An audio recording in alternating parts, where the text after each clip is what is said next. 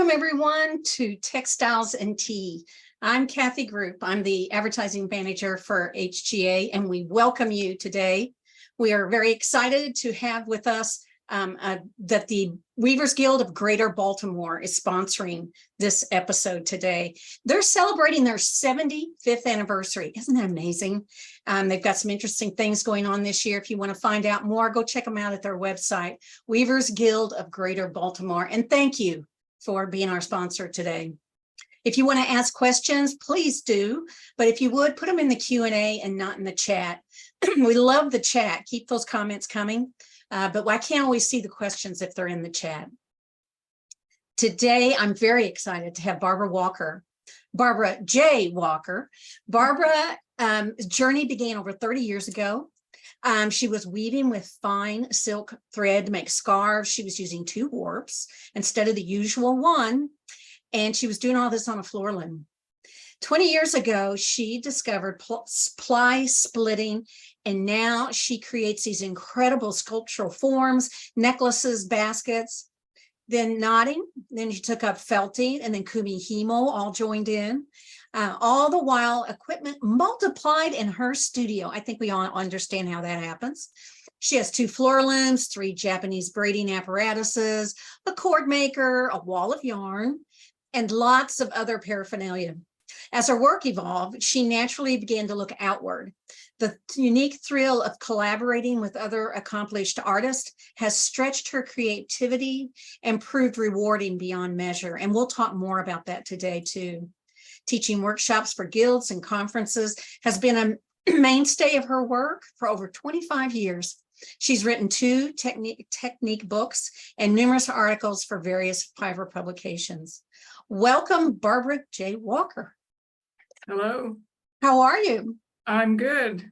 Thank you for being here today. It's my pleasure. Well, we have to get to the important question first. What is your favorite tea? Well, I'll show you.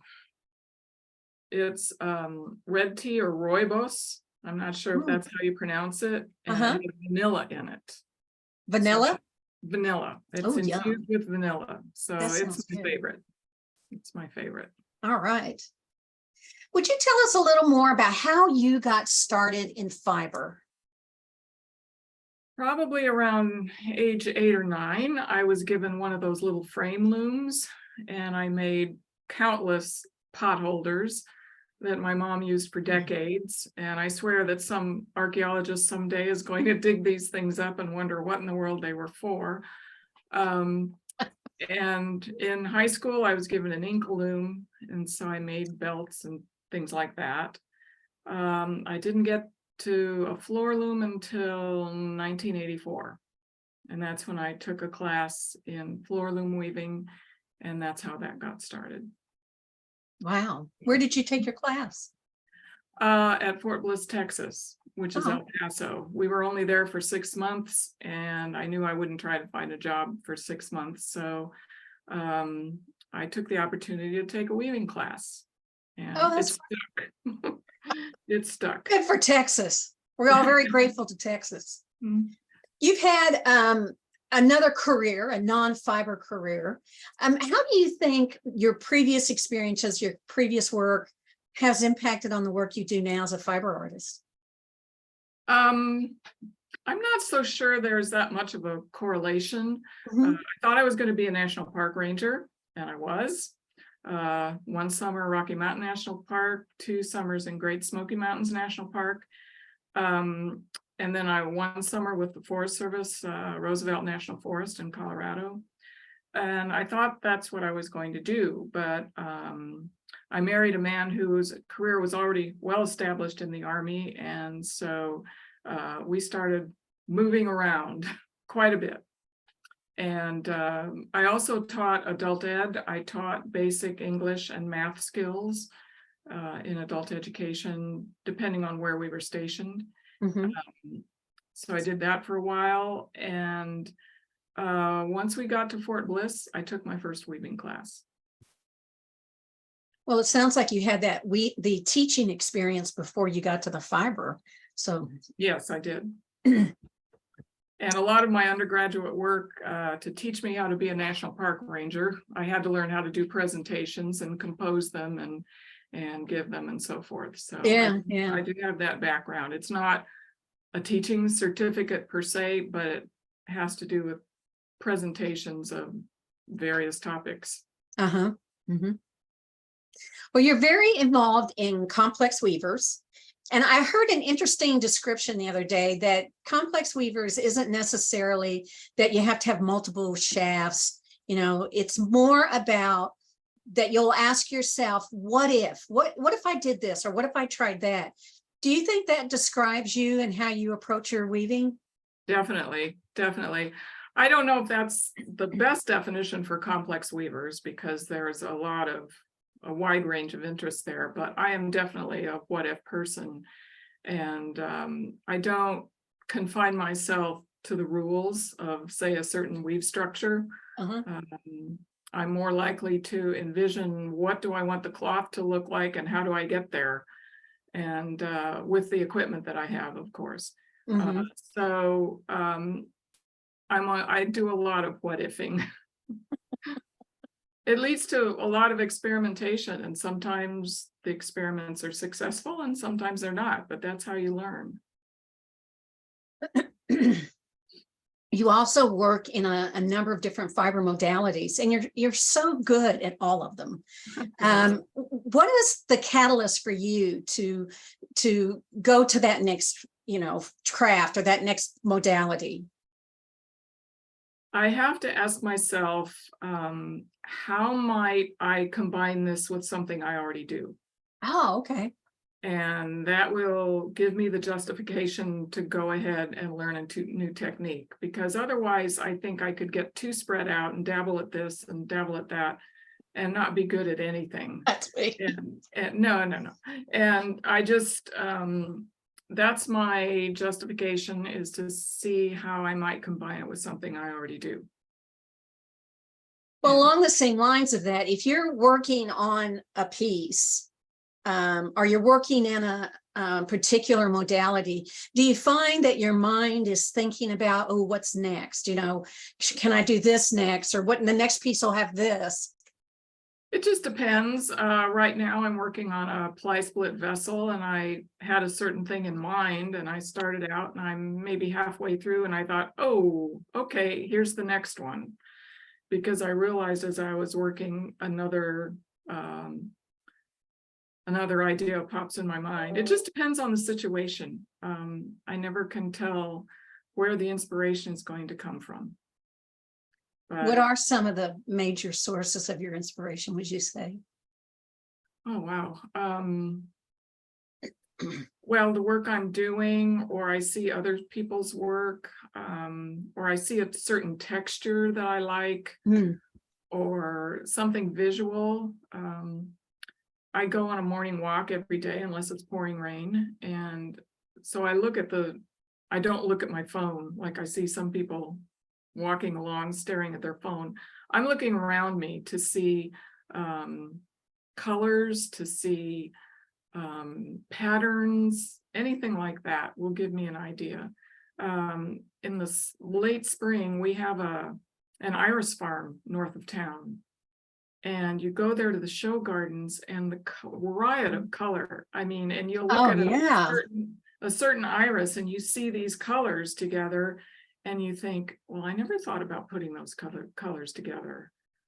And one time I was looking out our window several years ago, and our neighbor had clothes on a clothesline, and there were 3 t-shirts hung side by side, each a different color. And I thought, oh, those colors look good together.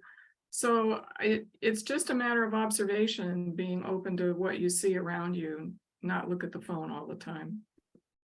Do you keep a journal? I know a lot of people do. No, I wish I had. I will say that the collaboration project that we're going to talk about, I did keep an extensive detailed journal, and I'm really glad I did, because I look back at it now, and it's a very good reference. Oh, okay. Well, But speaking of the record collaboration, keeping is not one of my strong suits. well, speaking of the collaboration, let's talk about that.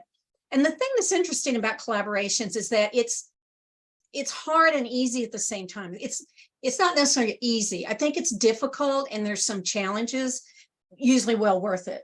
But would you talk some about this collaboration that you did with Lynn Christensen and how it came about? I first met Lynn in 2012 at the Braids conference in Manchester, England, and she was teaching a workshop on creativity and unique ways to use kumihimo, because she's a very accomplished braider. And I was teaching a ply splitting class. And we got to talking, and it soon became evident to me that, like me, Lynn doesn't confine herself to the conventional way of doing things. And so that's how we got to know each other. And later on, we saw each other in 2016. And then in 2018, I think it was, early in the year, Lynn contacted me and asked if I would like to team with her to teach a workshop on creativity and collaboration at the 2019 Braids conference in Iga, Japan. Well, of course I would. So we started working on our proposals, and it became evident that if we're going to teach about collaboration, then we must collaborate on something. And that's how the process started. It was 18 months long. It was a fabulous experience. Interesting because she lives in the Boston area and I'm on the West Coast. So we talked quite often. It took a while to decide what to do, and then the idea of rain chains emerged. And it was more fortuitous because rain chains originated in Japan. So that was our idea, and it seemed to naturally divide our areas of expertise. Lynn, in the visuals you see here, Lynn did the braids that represent water coming down and through the vessels, and then I ply split all the vessels. And it was wonderful. I also felted the stones that are at the bottom of each chain, which you can see there in the overall. That's the exhibition lighting in that image. So that's how it came about. It became obvious over the course of several months that I would need to go to, or we needed to get together. So I went to Boston, and Lynn and I worked for a week in her studio, putting the chains together. And it was a wonderful experience. The whole thing was fabulous. And then the real excitement came when we went to Japan and installed them. So it was it was one of the best experiences I've had professionally. Well, I'm looking at these pieces, and a couple of things come to mind that I think it's an interesting juxtaposition of art and science, because it's beautiful artwork, but it's also a scientific theory because these are used to reduce erosion from rain runoff, right? So they replace a downspout. Right. And of course ours can't. they would melt, I think. But no, the rain chains, and you'll find them in various garden supply places. Mm-hmm. They're attached to to the gutter instead of a downspout, so they're much more decorative. And in Japan, normally the water tumbles down the rain chain and into stones at the bottom, into the drainage area. So that was our idea. And so what attracted you to this? I mean, of all the things that you could have focused in on, was it an experience you had while you were in Japan, or? No, I hadn't been to Japan before. Oh, okay. I'm sorry, I misunderstood. Yeah, and I've always kind of liked rain chains, and then actually would like to have one. And I was in a garden store one day and saw one, and I thought, I looked online to see more designs and mentioned it to Lynn, and it just kind of emerged. And it helped us focus, because then we realized how to divide our skills and how to make it work. And Lynn she's a genius, really. On the right, the chain on the right, up inside one of those vessels, she put in a tiny little recorder, or I can't remember what it was officially, what kind it was, with the sound of rain tumbling down. So during the exhibition, and you turned on that speaker, you would hear the sound of rain. It was magical. Oh, I bet. What I would love to have been there to hear it, but I would also, this again, I see artwork and it's like, I wish I was there. I want to see it, because I didn't realize it until I just saw it again today. On the previous slide, I thought it looks like they're little origami birds when I just looked at it, and from a distance. So I love the design that you have for these, rather than just a cup. There's much more to it. Well, we wanted each chain to have a different aesthetic. And I just kind of winged it and experimented. Let me see, the one on the right is the first one I did. The one on the left is the second, and the first one I made for the left-hand side was way too big and it looked awful. So it took some time to reconfigure that one, and then the middle one was the last one. So it worked. I look at it now and I think, gosh, did we really do that? Well, I admire your steadfastness, that you went back and redid it and hung in there with it. I had to. There was no choice. We started out thinking we were going to do 4, and it soon became apparent that there was just one too many. And we were given one image of the exhibition space, which really didn't give us a good idea of what it was going to be like. We knew there was this one big beam in the room, and we figured all 3 rain chains would hang from that one beam. But when we actually got there, there were 3 great beams in the ceiling, 1 chain for each beam, and it was just perfect. It was almost, one person remarked that it was site specific, and it seemed like it, but it was just serendipity in that regard. Mandy, can you go back to the previous image? I think it'll show the beams better. There you go. Yeah, that's a historic building called Tsukodo in Iga, Japan.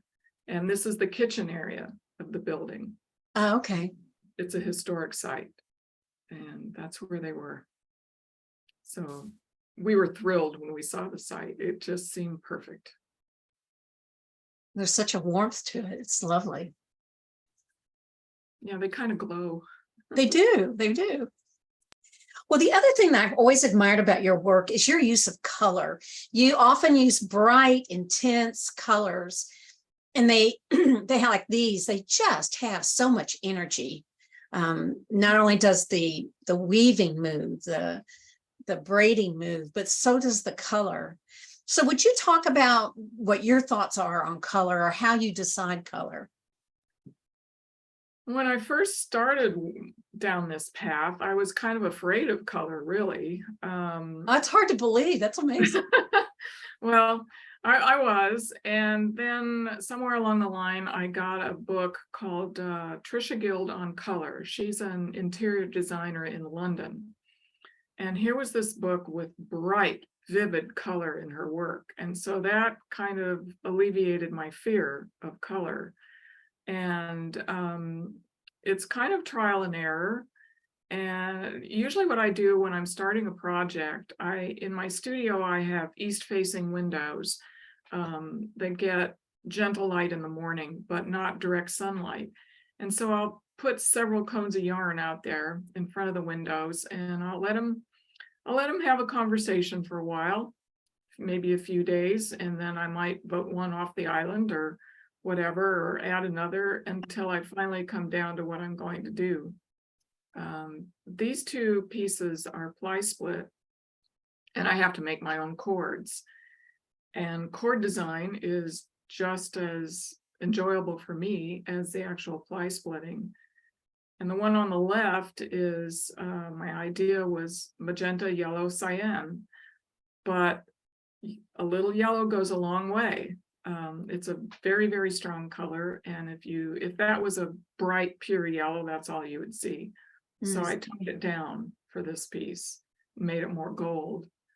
And then the necklace on the right, the accent color with the globe knots and the lines, that's a green, that kind of a yellowy green that most people don't really like or want to wear, but my challenge was use it and like it. And so it worked with the blue and kind of the teal color. But it's just experiments, and sometimes, especially in ply splitting, in weaving, I can kind of predict how the colors are going to work. Not so much in ply splitting. I may get an idea and I start working with the design and the colors aren't working that well. So I have to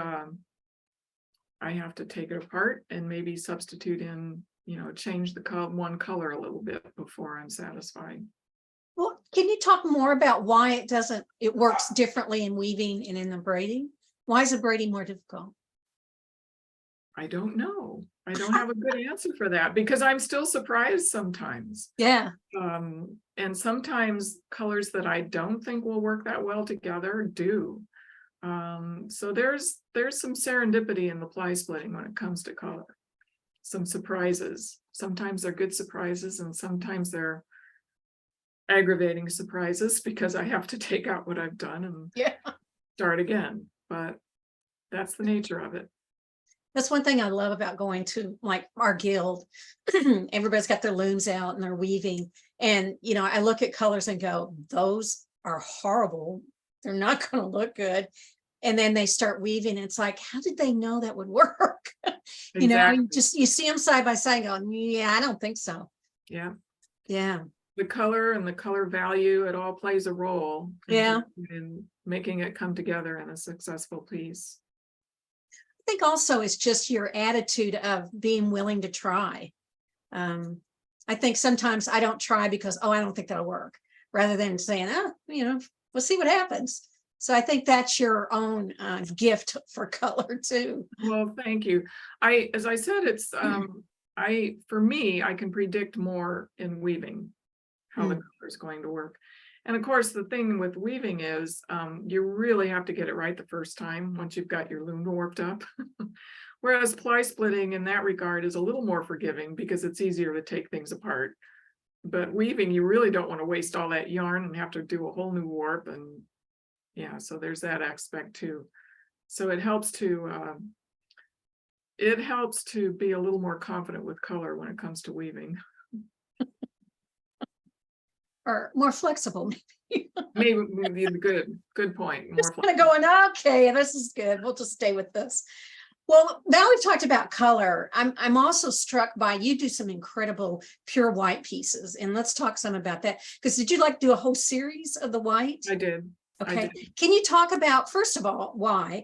And second of all, is there a reason when you say, this should be white and this should be color? This is what I call my opera series, or there's tuxedo scarves. Okay. And it all came about many years ago, back in the 80s, when we were living in Berlin, Germany. We went to an opera, we went to a production of Die Fledermaus. And there was this grand ballroom scene with all the singers in formal attire, the men in tuxedos, the women in beautiful gowns. And this one singer had a tuxedo scarf that was very exaggerated. It was very, very long. I don't know why they did that, but anyway. And he tripped over it, to the howling delight of the audience. And that stayed with me. And that's how I thought about doing a series of white scarves, white on white. And this is this particular one I call Evening with Carmen. And it's all 62 silk. The ground warp, the pattern warp, and the weft are 62 silk. And what I love about it, when you take color away, is the light will capture the floats and reflect off the floats. And that's what I love about it. But I haven't done a white one in a long time. Boy, it does shimmer. It's amazing. So this was some years ago that I did these. I don't know if I'll do any more, but I still like them. And some of them have gone to good home, very good homes. You're generous. No, they were paid for. Oh, good. I was gonna say, I don't know if I could just give up something I worked this hard on. No, they were paid for. Well, let's talk some about your baskets. Now, this next basket we're going to look at is just beautiful. And what was the attraction of doing this shape and with the colors and the pattern? This was a result of one day I was looking at a weaving drawdown and interlacement drawdown on my computer. And all of a sudden, a little light bulb clicked on, and I thought, well, if instead of those being threads, what if they were cords? Aha, I can ply split that drawdown. And that's what started this. So this is the original design is a Bertha Gray Hayes called Stagger. So I ply split this, and it's a shallow little basket. But that opened up another avenue for ply splitting because it doesn't matter how many shafts you have on your loom, I can ply split a 40 shaft design, even though I can't weave it because I don't have the equipment, but I can ply split a 40 shaft design. So that's how this came about. And Never heard of that. That's amazing. Well, it was one of those little aha moments that turned to be rather successful. And this one also, as I say, I do make my own cords. And so I was color blending these cords. The colors in the horizontal cords, you can see they change from kind of a yellow at the top and bottom, and they gradually change to orange in the center. And then the vertical cords start on the outside with a teal color and blend into a blue at the center. And that's all in the cord design, how many threads I have per ply of the cord. And I can change the color of threads in the plies. Well, speaking of drawdowns, how do you design something like this? Do you draw it out? Do you just know it in your head, or? It depends on the type of ply splitting. I know certain ply split structures. If I'm ply splitting a drawdown, then of course I start out with my weaving program. But I wish somebody would come up with a design program for ply splitters that would do very similar to things to the programs for weavers, because it would be a big time saver. Because I might be able to predict color usage better instead of starting out and having to tear it out and start another color or something like that. So anybody out there that would I was going to say, all right, you computer geeks. design a ply splitting program, I'll be your Barbara's customer. ready to do a I'm project ready. with you. I'm ready. Your multimedia works often tell a story. And I was curious, is it that the modality lends itself to storytelling, or what reason do you choose to use that? And what are some of the stories behind what you make? I think it just kind of happens in a way. It turns into a story. The one you showed at the very beginning, I called Bird of a Different Feather, and it has some ply splitting in it. It has braiding in it. I've wrapped a metal basket, that one. Okay, I had a salvaged metal basket frame that I wrapped in cords. And then the the whitish thing is actually a frosted glass light cover. And then I ply split the base inside the light cover, and I needle felted the eggs. And I think you probably heard the expression birds of a feather flock together.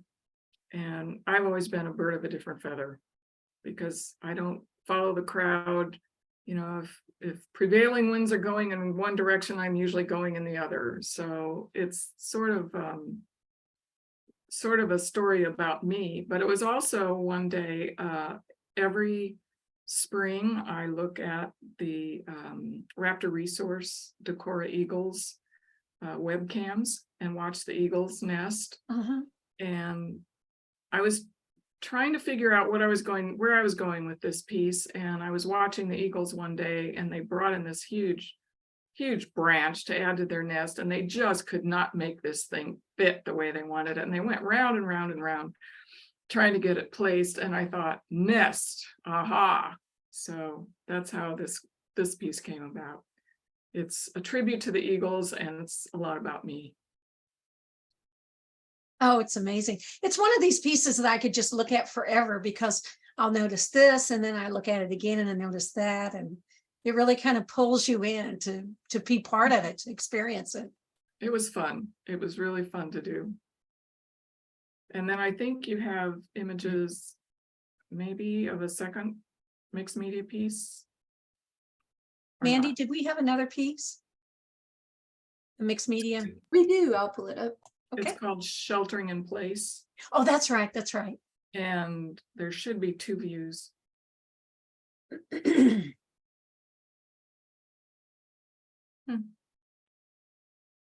Oh, yeah. There we go. Okay. So this was my response to COVID. I call it Sheltering in Place.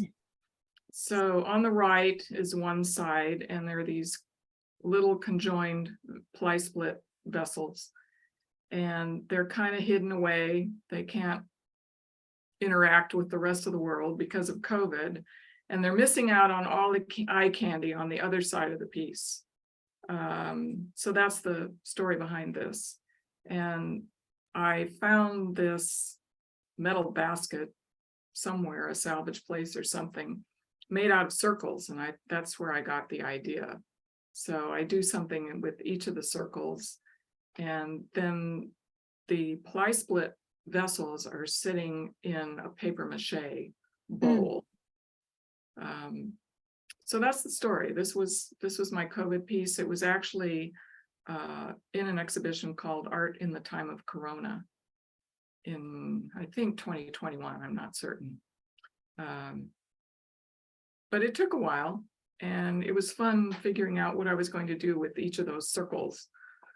But the circles are the eye candy, and the other side are the little vessels who miss out on all the eye candy. So were the circles hollow or empty, and Yes. you filled them in? Yeah. Oh They my were gosh, that welded. is a lot of work. They were welded together. Uh-huh. I didn't do anything to the circles. I just Filled used a little motif. Wow, One that is a lot of work. kept me busy during COVID. That's good.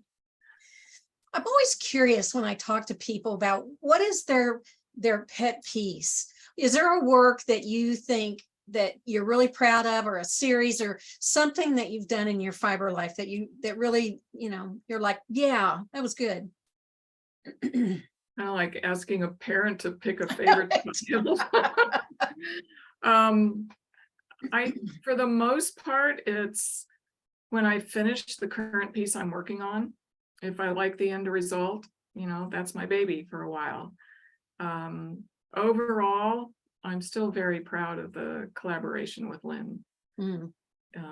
It currently resides in her studio in the Boston area. And because of COVID, we weren't able to pursue other venues for it, but hopefully that might happen someday in the future, because we would like to have it seen again. Yeah. Again, everybody who's watching. Yeah. Looking for a venue. It's just, it's whatever I'm working on. When I finish it, if I like it, that's my, I'm proud of it. That's a good feeling. Yeah. Yeah. So what's next for you? I'm currently working on a couple exhibition pieces. I'm going to be teaching ply splitting for the Potomac Craftsmen in March of next year. I'm working on a proposal for the Braids 2025 conference, which I have to, this is another outside the box what if situation, where I'm being asked to teach something that is quite different from what I normally do. So those are in the offing, and then whatever little idea or inspiration comes on at the moment, I try to pursue it. You're a busy woman. Now, where's the braiding conference in 25? The braiding in Cleveland. Ohio? Cleveland, Case Western University. Okay. I think that's Cleveland. Yeah. All right. Well, good. We have tons of questions. Shall we go look at them? Okay. Okay. I don't even know if we should ask the first one.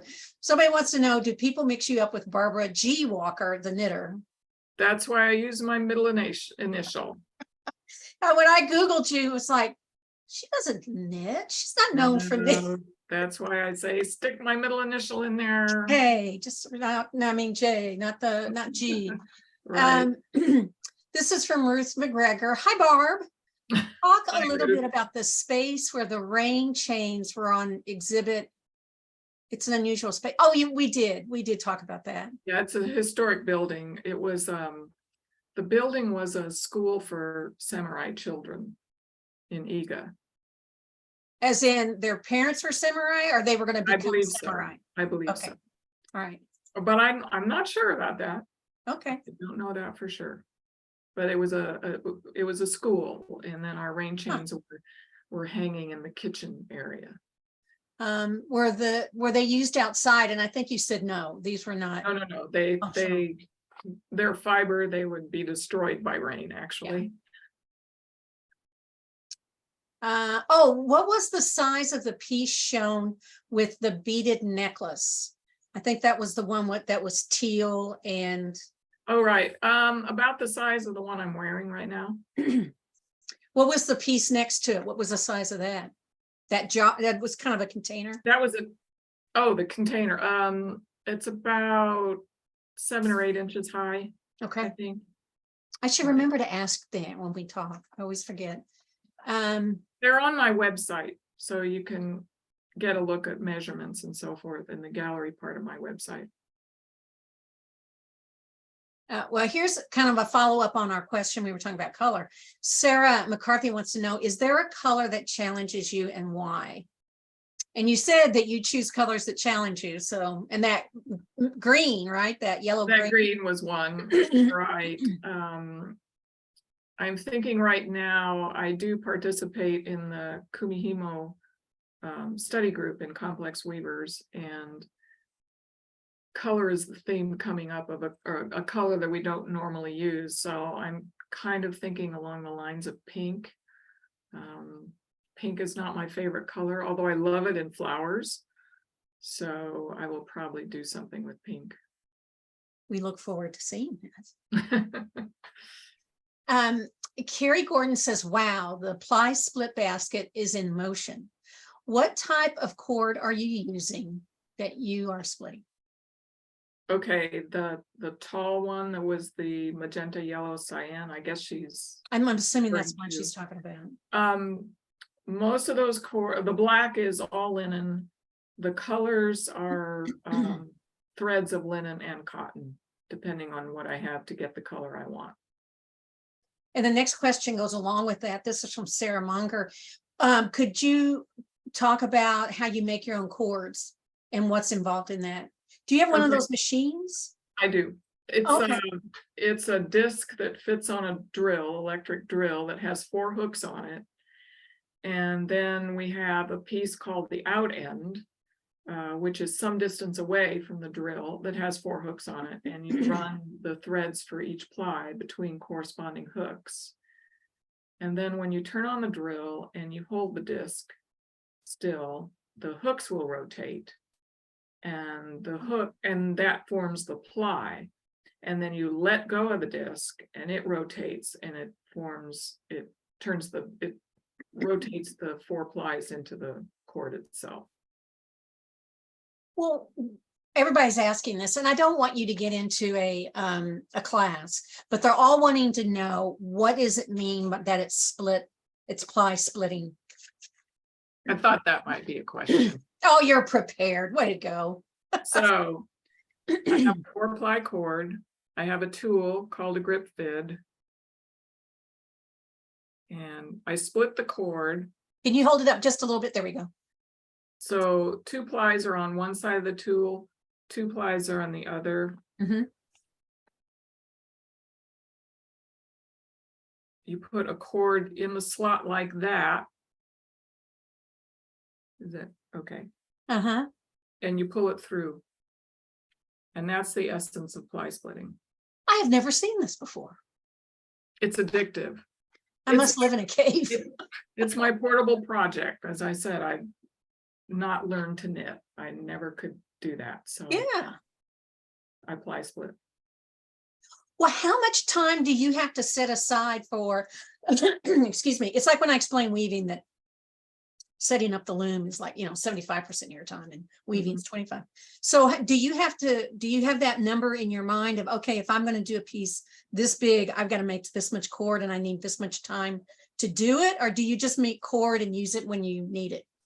Well, I do have to figure out the approximate length and the number of cords. I do need to know the number of cords I'm going to need. Beyond that, I don't really keep track of time that much. It's very time intensive. It takes a long time to, even though that one little basket, the tall narrow one, was small, it took a lot of hours. And I actually kept track of all the hours I spent when Lynn and I were doing the collaboration.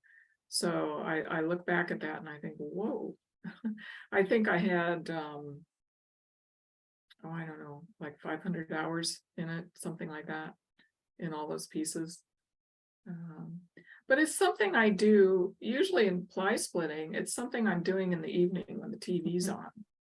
And I can listen more than watch.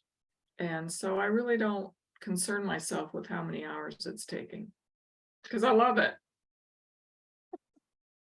Now, do you teach? I do. So all these people who are asking.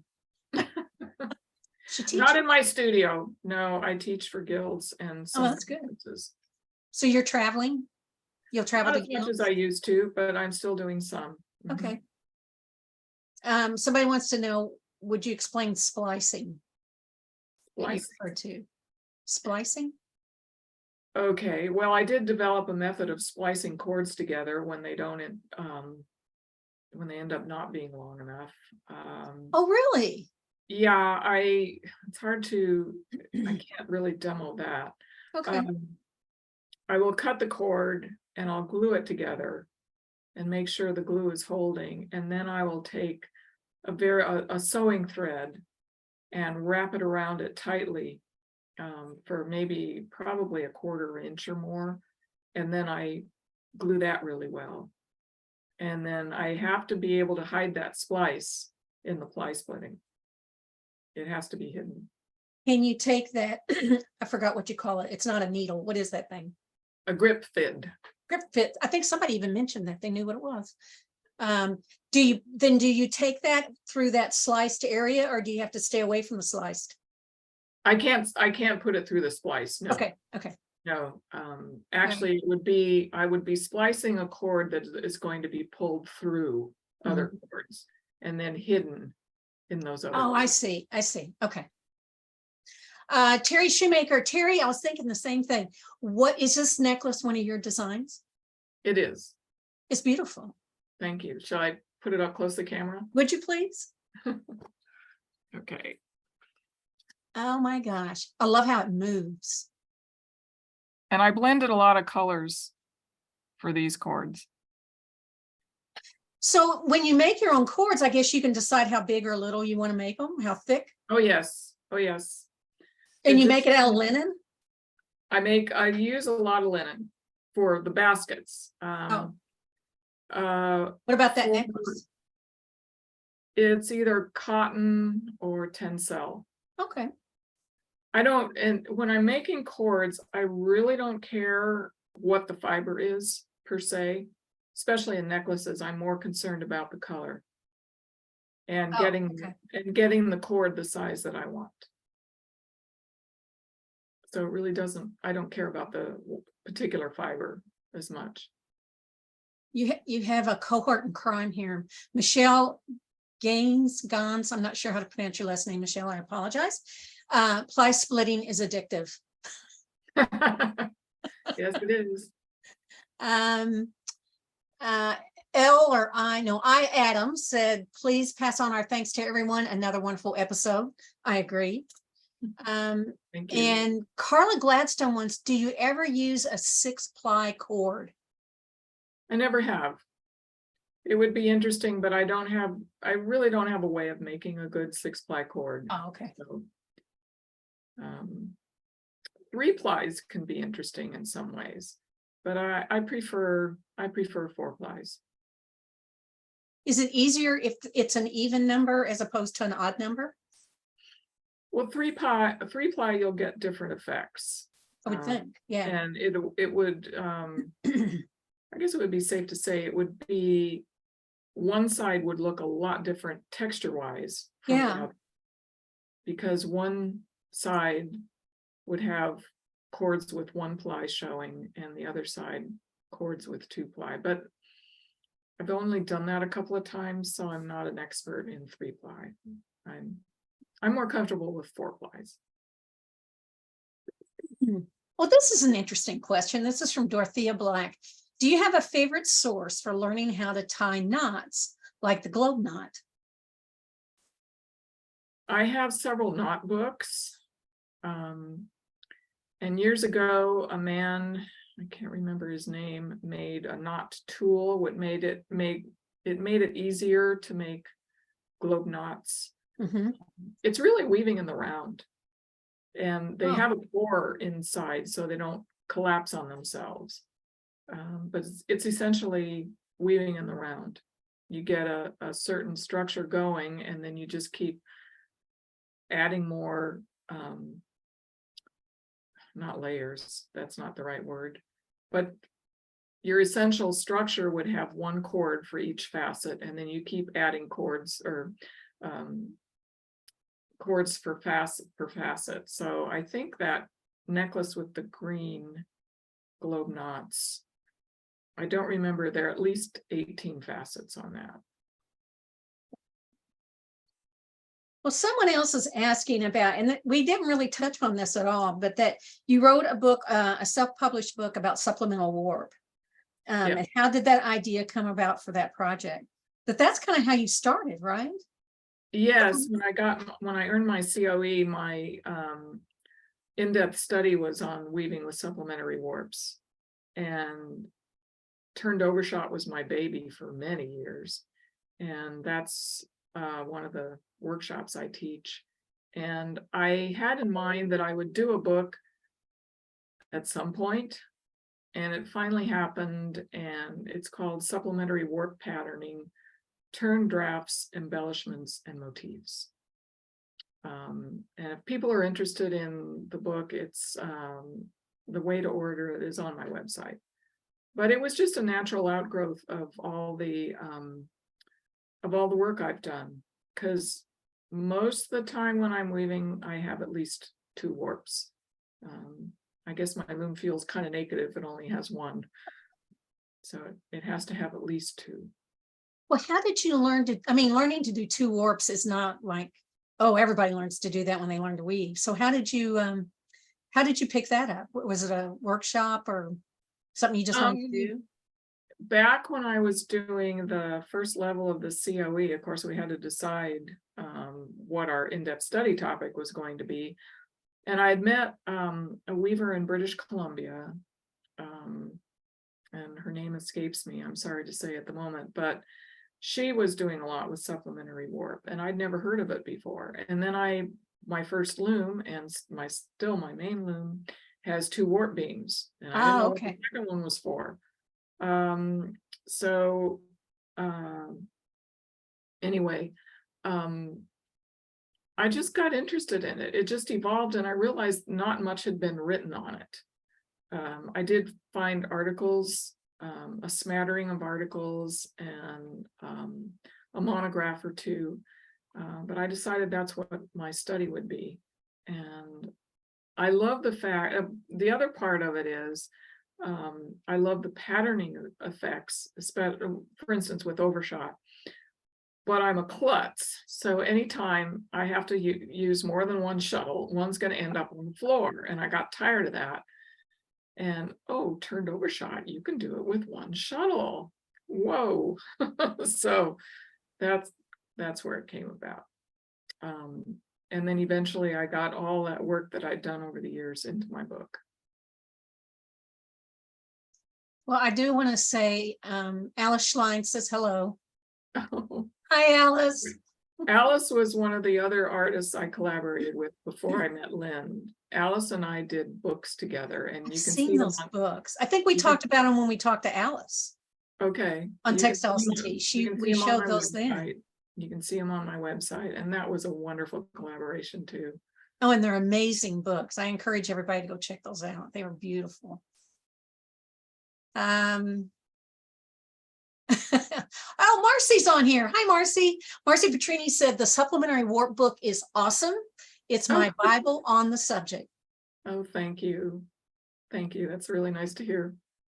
And Ruth McGregor. I wanted to write it in a user-friendly manner, not just a rather dry paragraph after paragraph description of the. No, I wanted it more user-friendly, and I think from comments I've had, I've achieved that. Well, Ruth McGregor says Barb's book explains how to use 2 warps when you only have 1 beam. Oh, that's important. True. That's important. Not all of us have 2 beams. That's wonderful. Yeah, it certainly does. Wait, over in the chat, we have all kinds of people who are singing your praises. So That's awfully nice. it is. And I think it's well deserved.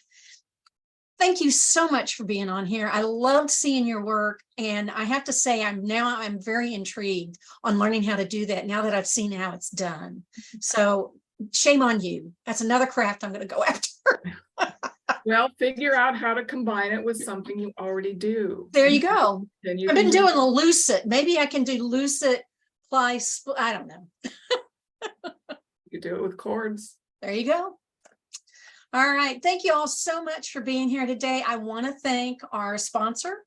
It is the Greater Baltimore Weavers. And again, they are celebrating their 75th year. It's hard to believe a guild's been around that long. Way to go, Baltimore. I'm very impressed.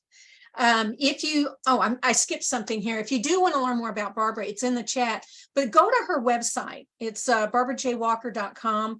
There's all kinds of information there about what she does, her beautiful work. You can get information about if you want to get her to come to your guild and give a class, all kinds of things on her website. If you would like to sponsor, going back to sponsorship, I'm kind of jumping around today. If you would like to sponsor an episode of Textiles and Tea, your business, your guild, please go to our website, weavespindye.org, and go to the Textiles and Tea tab, and you can sponsor there. We've had some confusion lately where people are doing donations, and it's different. It's a different entity. So if you're interested in sponsoring, please go to our Textiles and Tea page, and you can see on there how to sponsor an episode, or give me a call if you want to talk about it and try to decide what date you want. We've got another 5 days of Spinning and Weaving Week. And if you all could talk who've been on the Spinning and Weaving Week for the last 2 days, I'm sure you would all say it's been amazing. I have loved what I've gotten to see. I've learned more about wool than I ever thought was possible. It was fascinating. Some of the thread talks have been just great, mind-opening, hearing other people's thoughts and ideas. They're wonderful. The art sparks have been great. We are very excited, and vendors. If you aren't really sure what you want to buy somebody for Christmas, I've seen at least 2 Christmas presents that I'm going to get for my fellow weavers. If you're curious about what you want to buy at Convergence, check out our vendors. They have got everybody that's a vendor has a page. You can go on there and see what they're doing. We've got Marketplace Live coming up every day this week. You can see the vendors, they're showing their products. It's just been wonderful. So Art Sparks, you can still sign up for Art Sparks. They're anywhere from $10 to $20 if you want to take one of the classes. And as always, it's for 90 days. So I know some of us work for a living and we can't watch them during the day, but you can watch it for the next 90 days. You can see it over and over again. I know the one on block weave, I'm going to have to watch that a couple of times before I understand it. So I can. I want to thank everybody who's supporting us through our donations and by donating to the Fiber Trust and membership.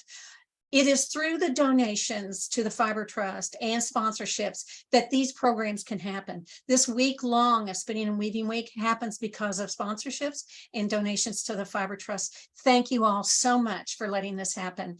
It's been an exciting 2 days and it's just going to get better. Thank you all so much.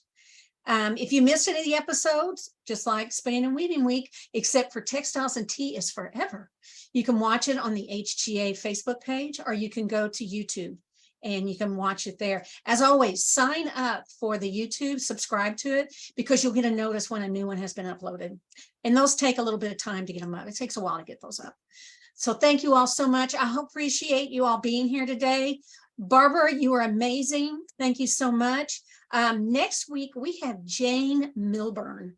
You're going to be excited to see how she repurposes clothing and does some amazing fiber work. Thank you all so much. And as always, happy tea.